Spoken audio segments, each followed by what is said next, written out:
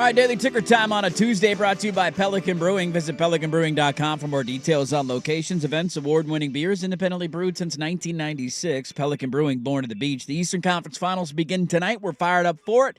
Can Indiana actually make some noise and knock off Boston? We've seen our Portland Trailblazers get to this point as a massive underdog in the conference finals here in the last couple of years. Joining us now is the voice of the Indiana Pacers, Chris Dinari, at Chris Dinari on Twitter. Go give him a follow. Chris, good morning to you, man.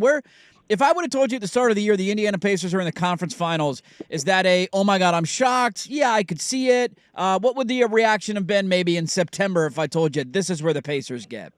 I would say it would be very surreal. I think this is a franchise that's very proud. If you look over the last 25 years, they're top 8 as far as appearances in conference finals.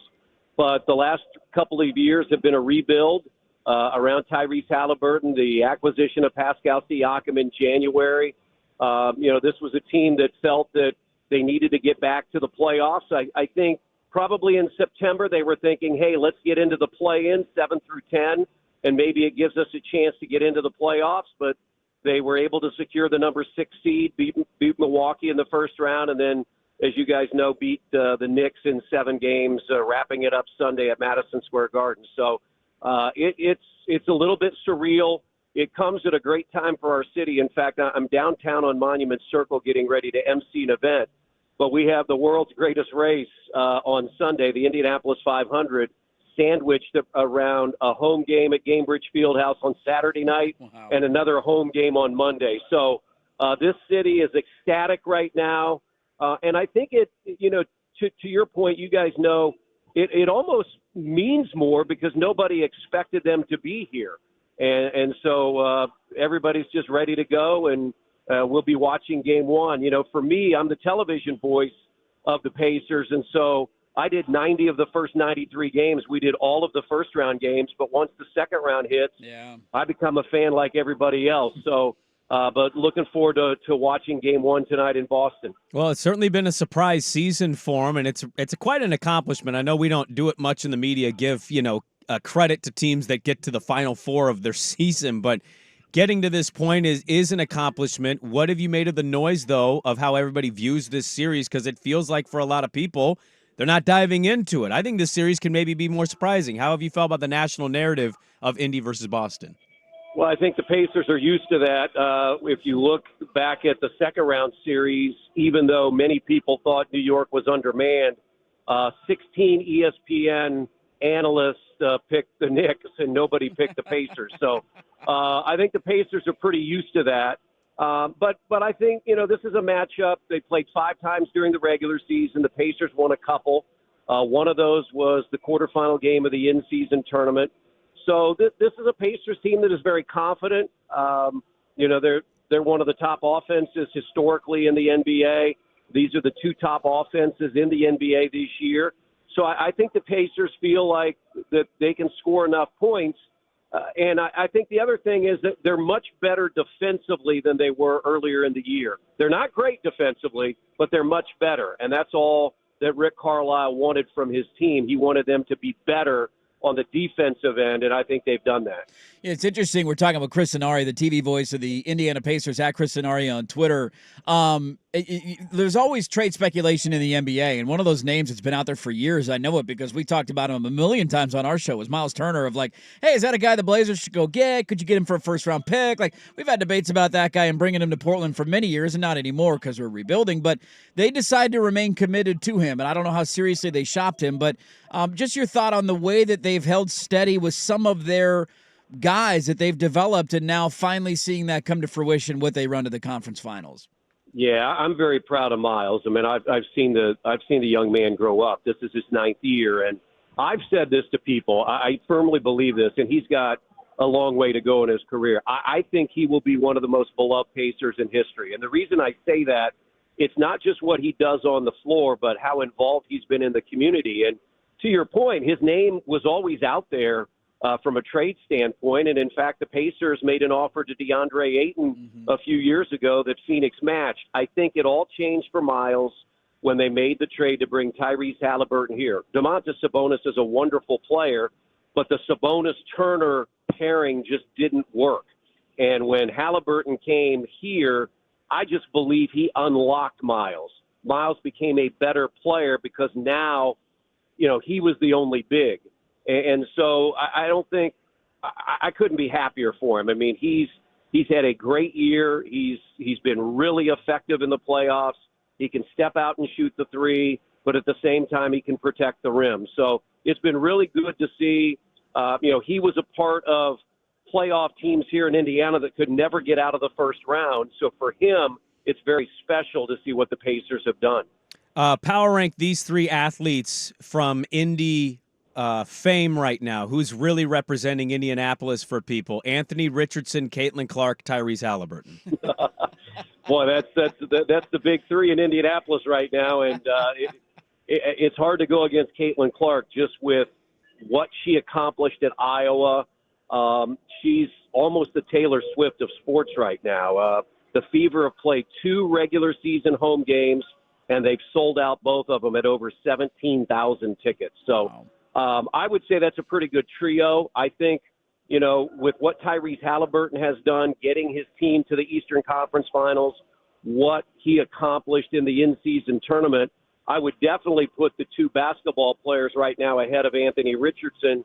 But everybody in this city feels really good right now. What the Pacers have accomplished, what they hope Caitlin Clark and the Fever can accomplish, and what a young Colts team hopes to accomplish this fall. So I would just throw a hat over all 3.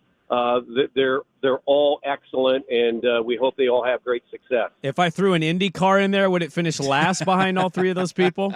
Right now, yes. I mean, and I'm a part of the Indianapolis Motor Speedway radio network. If you guys happen to listen to the race on Sunday, I'm the Turn 4 announcer. I've been there for 23 years. But you're right. I mean, I hate to say an event that's going to draw over 300,000 on Sunday has taken a back seat, but they have a little bit. It's been all about the Pacers, all about Caitlin Clark and the Fever. So I would say this month of May, it would be the Indianapolis Motor Speedway might be running third. Now I know we got to let you go because you got a busy day, and we thank you so much for joining us. Before I let you go, though, I got to ask. I mean, I don't watch IndyCar racing. I know nothing about this race, but I will turn it on this weekend. Is there somebody we like? Is there a driver, a car that we're looking at that maybe, hey, this guy's got a good chance to win? Well, the 3 cars on the front row are all Penske cars, and one is the defending champ, and his name is Joseph Newgarden. He hails from Nashville, Tennessee. His teammate is Will Power. He's from Australia. And then Scott McLaughlin is from either Australia or New Zealand. Those are the 3 on the pole. Those would be the favorites, but you can win this race from really virtually any position on the track. It's 200 laps. The track is 2.5 miles, but I would say those 3 cars are the 3 that you really have to look at because they've been super fast during qualifying here in the month. Chris, he only asked that because he wants to steal it for a gambling segment we do on Friday. Hey, let's all get rich together here, Chris. Let's all get rich together. Have you ever been able to go around and do a lap in the motors in the racetrack in an IndyCar? I have had many, many opportunities, and that is just not something I'm very comfortable with. I believe in terra firma. I like my 2 feet on the ground. In fact, last Saturday, our network coordinator texted me and said, hey, I've got a 932-seater ride if you want it. I politely declined. I am not someone that likes roller coasters or any of those kinds of things. So maybe if I get an opportunity, I'll call you and one of you guys can fly out from Portland and do it.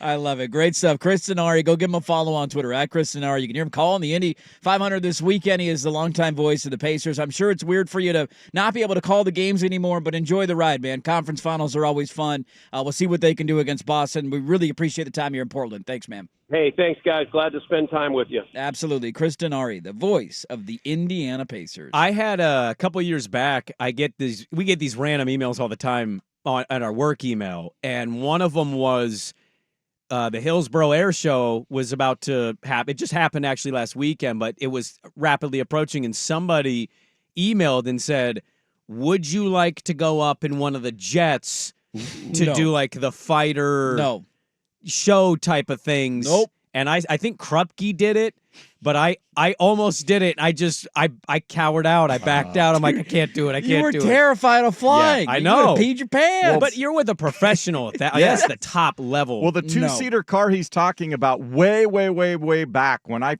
first started here at the Fan, Mark Amazon was the afternoon host. And so I went with him when I was learning the ropes out to the Indy when the Indy cars were back at PIR and almost had a chance to get in. Time ran out. They only had a limited window, but they had the two-seater car, so you sit directly behind the driver, just a little bit elevated. They suit you all up the whole thing. Would you have done it? I would have done it. Yeah. I was like, yep, let's go. I'll put on the fire suit and the helmet and let's go. I don't follow IndyCar racing. Every time I see F1, it's the same guy, Max Verstappen wins again. There's no suspense to it. No. Yeah. I don't get turn motion this race sick on. I've never had an issue with motion sickness or seasickness. I think I'd be fine in the car. I don't think I would get sick. I would just be terrified. I'd be like, well, what if... I just want to see what, 4Gs going around a corner at a $185 feels like. That's what it is like, yo, how fast are we going on this turn? I have no desire to feel that whatsoever. So I've always wanted to go to this race just because it's such a historic race. What's higher on your bucket list, Daytona 500 or Indy 500? I actually think I'm more familiar with NASCAR, but I actually think I'd prefer this because Daytona feels like it's a little too rowdy. A little too out of hand. There's a little too much Busch Light. A little too okay. All right. And that's I think you're giving the Indy 500 a little too much credit here. What do you think the bigger race is? It's Indy 500. Indy 500 is the bigger race for more sure. More storied, more historic. Oh, I'm not saying who doesn't that. want to chug that milk out of that glass jar? But I don't view the Indy 500 as class, I guess I would say. Really? Yeah. I'm sure 300,000 people is a lot of people. I'm saying that I think there's a lot of Busch Light at the Indy 500 too. Oh, I'm sure there is. In Indiana, I know Florida's kind of crazy right now, so Daytona might actually just be insane. There's something to that, that's for sure. That's a random good poll sports question. Which race would you prefer to go, the Daytona 500 or the Indy 500? I think I go Daytona 500 for the weather. And some of us are into the rowdiness. Sometimes it rains. You want to go around the track in a car? I want to go experience the Daytona rowdiness. But they do it in February, and sometimes the rain hits, and it's like, And you got mud pits everywhere, and everywhere. Hey.